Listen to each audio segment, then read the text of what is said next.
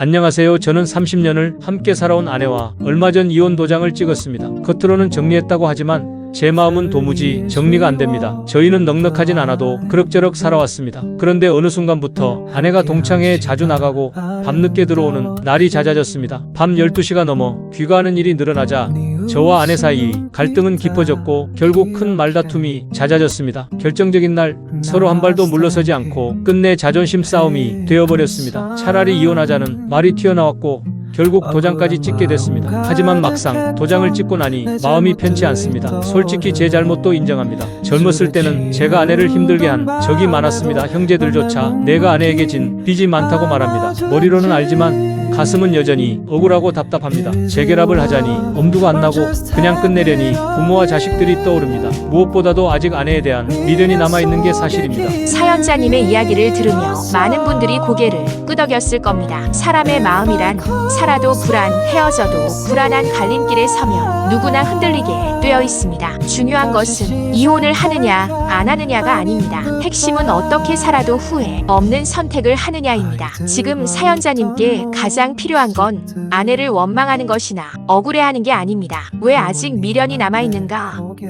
내가 아내와의 관계에서 무엇을 잃기 싫은가? 이 질문을 스스로에게 던져보셔야 합니다. 만약 아내에 대한 마음이 이미 완전히 식었다면 이렇게 사연을 보내지도 않으셨을 겁니다. 지금의 혼란은 곧 아직도 마음 한편의 아내를 놓지 못하고 있다는 증거입니다. 따라서 지금은 결정을 서두를 필요가 없습니다. 서류를 당장 제출할 필요도 없고 재결합을 당장 추진할 필요도 없습니다. 그저 시간을 두고 자신의 마음을 차분히 들여다보는 과정이 먼저입니다. 상담자님 말씀을 듣고 보니 제 마음속에 아직 정리가 되지 않은 감정들이 많다는 걸 인정하게 됩니다. 사실 아내에 대한 불만만 떠올리면 금세 화가 나지만 또 한편으론 제가 젊은 시절 아내에게 해온 잘못들이 떠오릅니다. 경제적으로 힘들 때 술자리에서 늦게 들어와 아내를 울린 적도 많습니다. 그런 기억들 앞에서는 제 억울함이 한순간에 작아집니다. 그런데도 솔직히 아직 아내의 좋은 점이 자꾸 떠오릅니다. 아이들을 키우며 헌신했던 모습, 부모님을 모실 때 묵묵히 힘을 보태던 모습,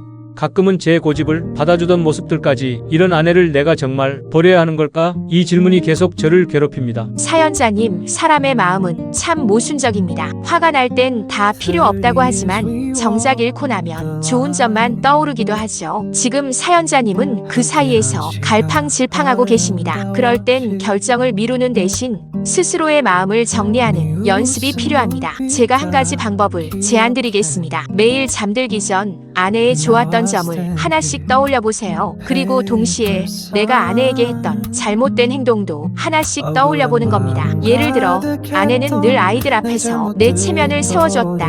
하지만 나는 술에 취해 아내를 울린 적이 있다. 이렇게 말입니다. 이 과정을 100일 동안 이어가다 보면 마음속에서 자연스럽게 분명한 답이 떠오를 겁니다. 다시 함께하고 싶은 마음이 진짜인지 아니면 그저 습관처럼 미련이 남은 건지 스스로 알게 되실 겁니다. 말씀을 들으니 결정을 서두르지 말고 제 마음부터 바로 세워야겠다는 생각이 듭니다. 억울함보다 감사한 마음을 먼저 떠올리고 아내의 부족한 점보다 제 잘못을 먼저 돌아보겠습니다. 그 과정에서 정말 다시 시작하고 싶다면 두려움은 사라지겠지요. 그리고 끝까지 미련이 남지 않는다면 이혼이 오히려 더 현명한 선택일 수도 있겠습니다. 맞습니다. 인생에서 중요한 건 함께냐 따로냐가 아니라 어떤 마음으로 살고 있느냐입니다. 사연자님께서 후회 없는 길을 찾으시길 응원합니다.